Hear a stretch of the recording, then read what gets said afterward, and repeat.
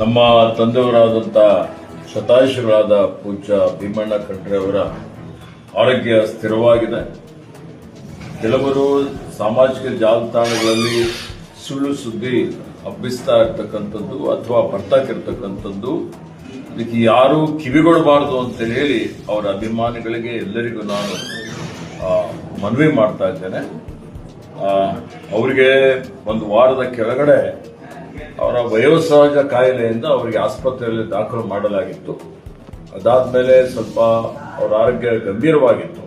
ನಾವು ಆಸ್ಪತ್ರೆಯಿಂದ ಮನೆಗೆ ಕರೆದುಕೊಂಡು ಬಂದು ಇಲ್ಲೇ ತಜ್ಞ ವೈದ್ಯರೆಲ್ಲರೂ ಸೇರಿ ವೈದ್ಯರ ತಂಡ ಅವರ ಆರೋಗ್ಯದ ಬಗ್ಗೆ ನಿಗಾ ವಹಿಸಿದೆ.